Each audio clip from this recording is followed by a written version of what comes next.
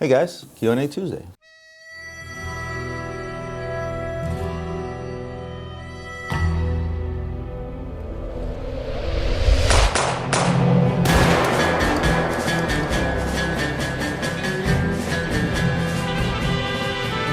I'm gonna start with a wrist check, and I am wearing a oldie but a goodie, a yellow offshore from the mid-90s. This is one of the earlier pieces. This is one of the pieces that I talked about in one of my last episodes, which I feel are sleepers. I've been kind of collecting them up. They come in yellow, purple, green, orange, blue, etc. Since I mentioned that on my episode, I can't keep them in. Ooh, let me close this door. Unfortunately, since I mentioned that on one of my episodes, I can't keep them in stock fast enough. This is a second yellow offshore that I bought on last month. The first one I bought, I sold the blue one, and I sold the green one. I've been picking them up in the low to mid-teens, and I feel like these are certainly the next collectibles just because of the overall aesthetic of them and the different colors that they have, and they're very appealing as a collection, kind of like the Beach Daytonas. They come in the various colors, and when you have them as a set, it's very appealing to a collector to have all colors. Hopefully I'll wear this one for a little bit longer before somebody calls on it. In either case, let's jump into some questions. One from, I cannot see that.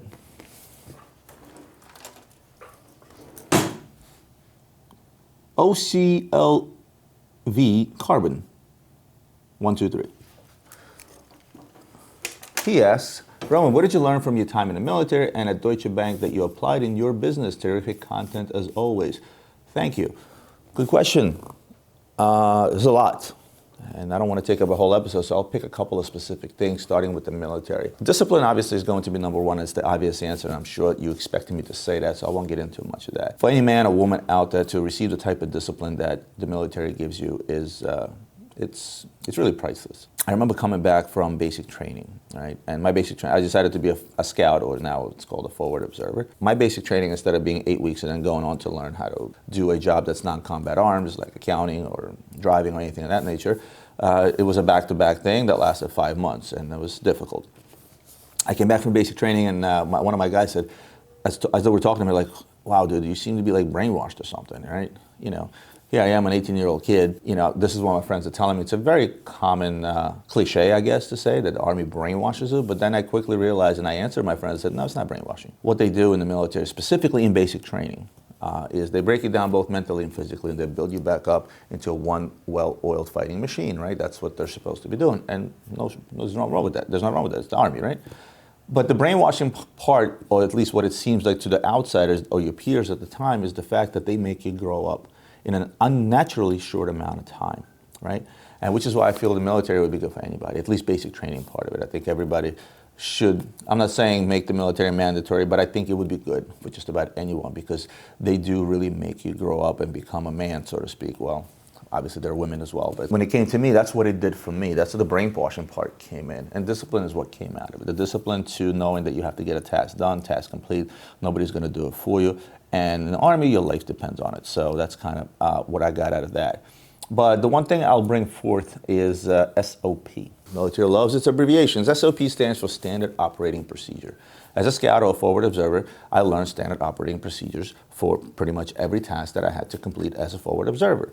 Let's say, for example, classifying a bridge, right? So as a forward observer, I would go forward. I would and let's say there's a whole battalion of cavalry, tanks, and this, that, and the other behind me that's trying to march through to a certain destination. I have to classify the route, and the route can have overhangs, bridges, river crossings, tight roads, possible ambush sites, and all those things. So there was a standard operating procedure on how to classify a bridge, how to classify a turn, how to measure that turn, because what happens, let's say if you got 100 tanks trying to make a tight turn, that's going to slow down the whole thing by X amount of time, right? So these are the type of things that the officers need to know ahead of time before marching forward onto the next location.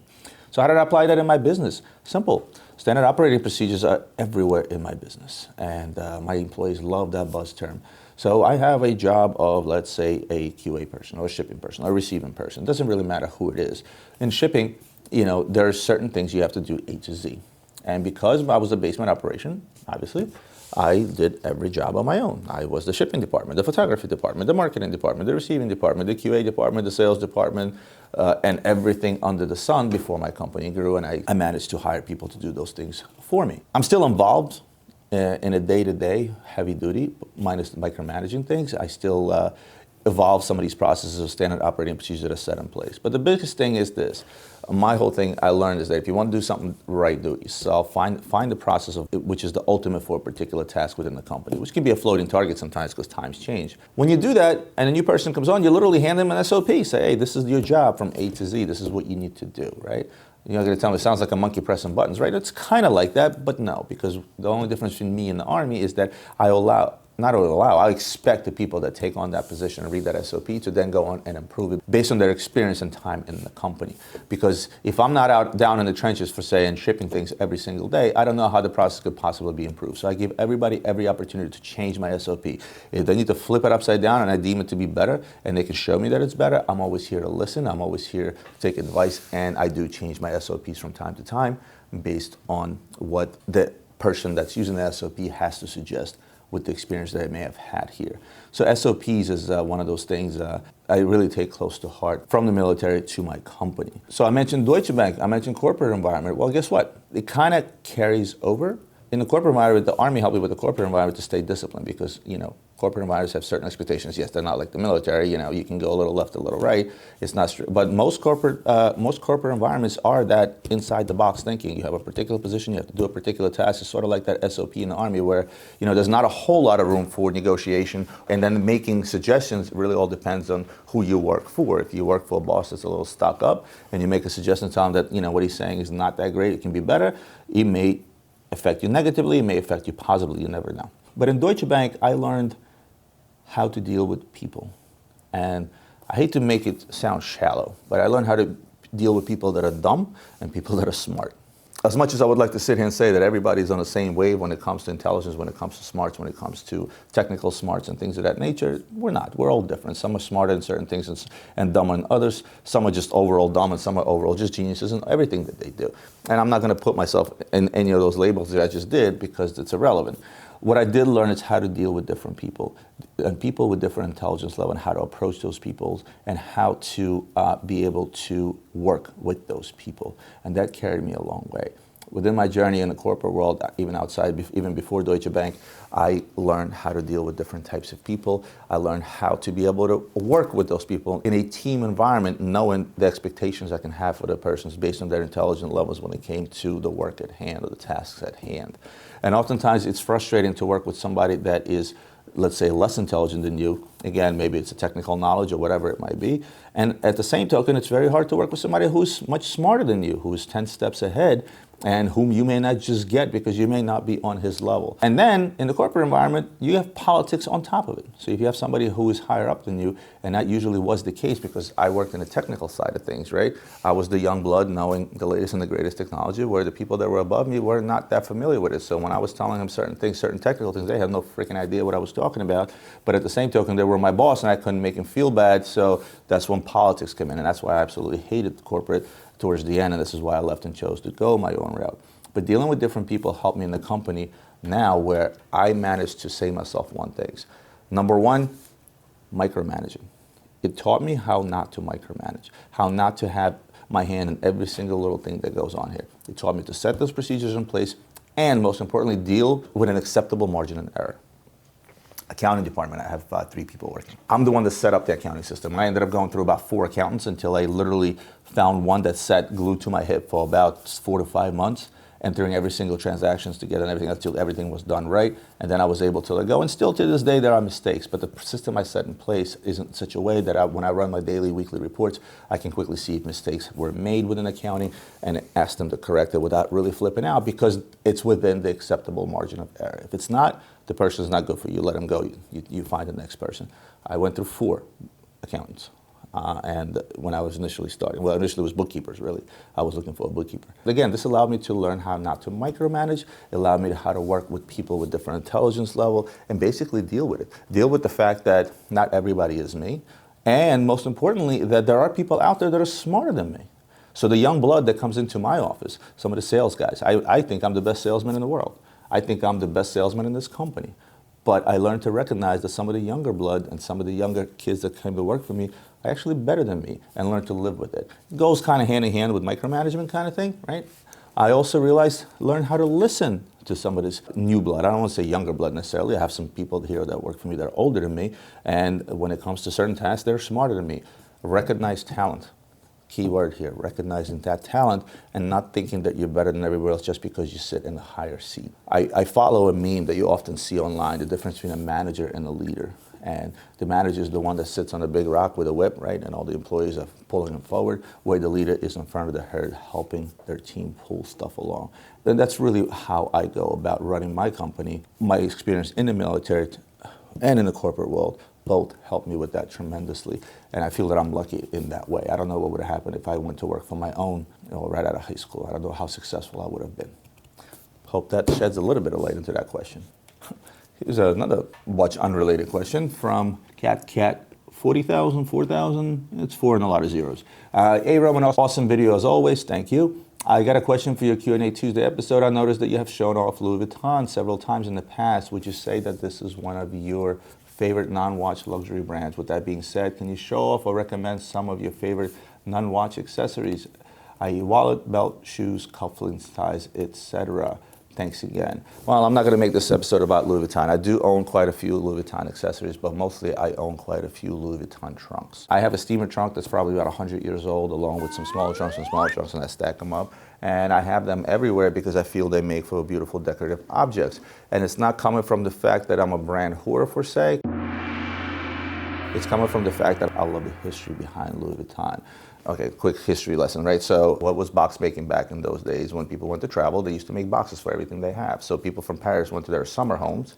They would box literally everything up, including dresses, those big poofy ones. They went into a single box, 2 wardrobe sets where they put in pants, shoes, etc., etc. I have one of those that sort of opens up vertically. It's like 100 years old. And at the same token, they took household items like vases, decorative objects, and things like of that nature. And these box makers, these fancy box makers, that's what they did. They made boxes for those items to be able to move them long distances. There was a lot of Louis Vuitton trunks on the Titanic. When people traveled back in the day, that's how they traveled, by utilizing fancy box makers. Another one would be Gaillard, right? Of course, fast forward to today, Louis Vuitton is not what it used to be. They no longer make these boxes. Although they do, you can order a custom case for just about anything if you wanted to with Louis Vuitton still, but now it moved into fashion accessories and watches and jewelry.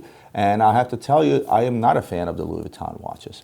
I am a fan of what Louis Vuitton is and always was about, and that's trunks, that's luggage, accessories like wallets, backpacks, Merces. I think I have one here.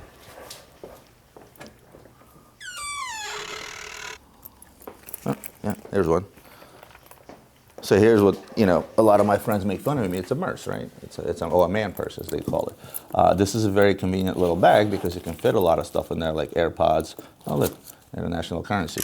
I often travel with one of these. I have one that's slightly bigger as well. But for the most part, I keep this one locally, and the reason for that is because my 9mm Kimber fits into this bag very, very well. So if I'm out at a fancy party and I'm wearing a suit, I don't really want to feel like having my gun here or on my hip because it might stick out. It fits perfectly into this little bag, along with 2 clips and 16 rounds. So I'm not a big fan of their clothes, personally.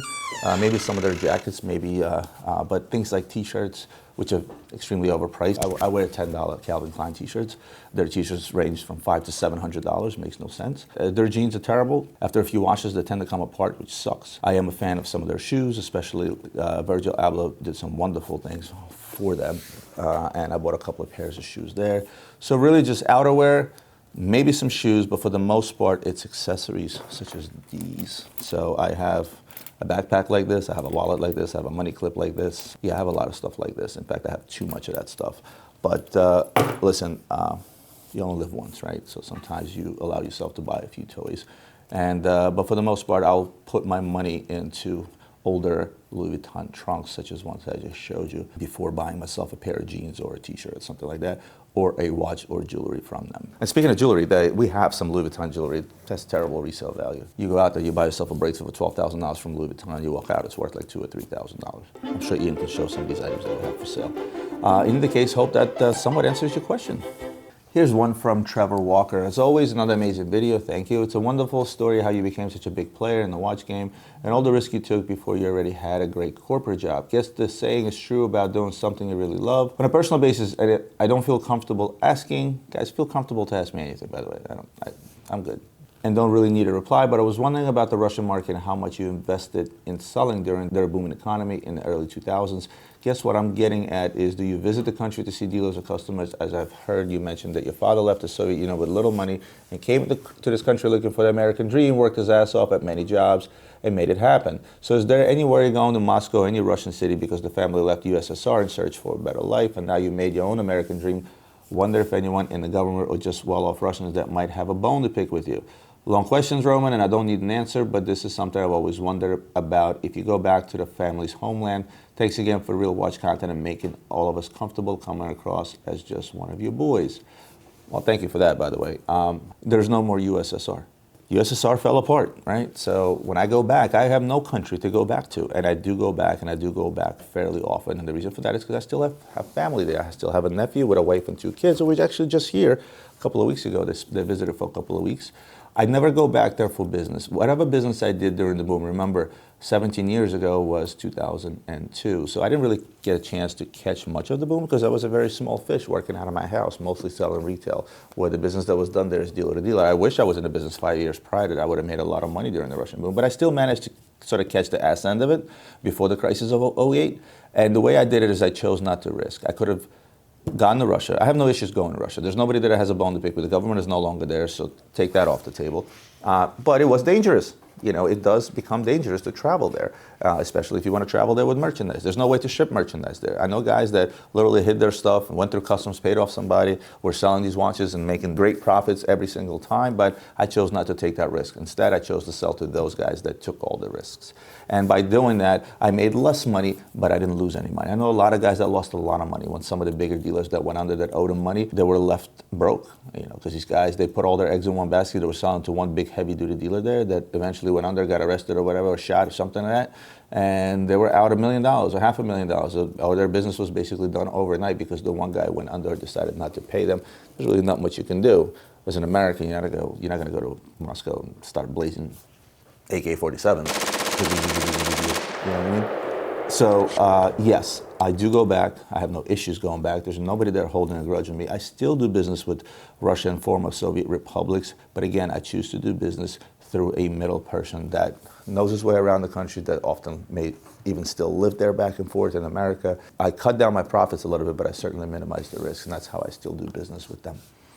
Hope that answers your question. I'll take one more and get out of here from C. Davis. Hey, Roman, pleasure to watch your videos as always. Can you give your view on if the UK leaves, I should say when the UK leaves the European Union, would this affect prices and demand on brands like AP, Patek, Rolex? Keep the videos coming.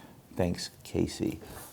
Whenever there's any kind of turmoil in any major region, and maybe by area, UK is not that huge, but as a watch market, it is a huge, huge watch market. I talked about how post-crisis, the Ukrainian market fell off, and specifically the Russian market fell off, and Nardin and Breguet kind of were dead in the water. I mentioned when Asia stopped buying Vacheron and Piaget, and they kind of, when any major region out there has something in the likes of separating UK from the European Union, right? You are always going to find some sort of effect.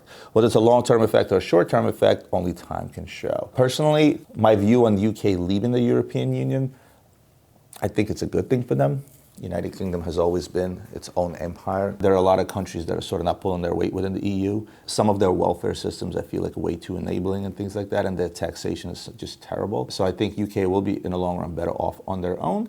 However, I spoke to a couple of guys from the UK. In fact, at the last IWJG show video I did, I spoke to a couple of guys from London. They told me all hell's going to break loose in the short term, you know, because people are not going to know where they're coming and going. Currencies are going to go down, currencies are going to go up. People are going to be sort of that unsure state, and that's the key here. Unsure state is what caused a pause, and it's that pause that's the worst thing. It's the same type of pause we had in 2008 where everything just stopped. When you're in a running business, such as mine, and you have pretty decent overhead, and you have a pretty decent cash flow, when something goes on a pause and that wheel stops, this is when it becomes scary. This is when it becomes predictable. This is when a lot of people can go under potentially because that wheel stops. It's a question of how long that wheel will stop for and how big is your exposure in terms of overhead, in terms of how much merchandise you hold, how much money you need to survive, how many reserves you have. That's what's going to be key. But listening to the guys from the UK, they basically said, oh, hell is going to kind of break loose. And it's not just going to be for AP, Patek, or Rolex. Yes, if the currencies go down tremendously in the UK, you would think, oh, wait a minute, I can then go to the UK and buy all these hot Rolexes and APs and so on and so forth for cheaper? No. This is what this guy told me when I spoke to him. He said, listen, yeah, you can come into the UK and the pound is super cheap, buy up a bunch of pounds and stop buying watches, but we're going to raise our prices. Well, you would say, why would they do this? It's still the pounds, right? If they bought it for 10,000 pounds, why not sell it for 12,000 pounds? It's the same 2,000 pounds profit. Well, the pound is not worth what it used to be. And more importantly, in my business, it's replacing the merchandise. Let's say the pound goes down 20%, and we're working on a 5 to 10% margin, let's say 20% margin, let's say at a retail store with jewelry and maybe a little bit more. If my pound went down 20% and I got to go now replace this merchandise that I just sold for the same price, it's going to cost me 20% more, especially if I'm buying from overseas, right? And a lot of these dealers in the UK, as big as the market may be, a lot of the business they do outside of the UK. They buy from me at the Hong Kong show, at the US shows, and all over the place, right? Oftentimes I will import merchandise into the UK for them, right? But bottom line is this, it will be a shit show short term, but it will quickly even out. How long that would take, I couldn't tell you. If I had to guess, probably 6 months to a year. So for all my UK dealers, you got to kind of hang tight there once the currencies even back out, which I'm sure they will. I actually am betting on a UK currency to go up eventually. After this turmoil happens and after they leave and then the turmoil is over, I think the British pound is going to go back to where it used to be. I remember being in London, $2.20 to a pound. I went into Starbucks and it cost me like $20 to buy a couple of cups of coffee. I remember that very, very well. And I think we'll see that again. I think we will. I don't see a country such as UK with the history that they have and the years in history that they have and the mighty empire that they always were going down anytime soon, if you ask me. Hope that answers your question. Well, guys, that's it for me for today. I hope you enjoyed today's episode. As always, comment in your questions below, like, share, subscribe to my channel if you're not a subscriber. Do all those wonderful things that help my channel grow. And I'll see you guys next Tuesday.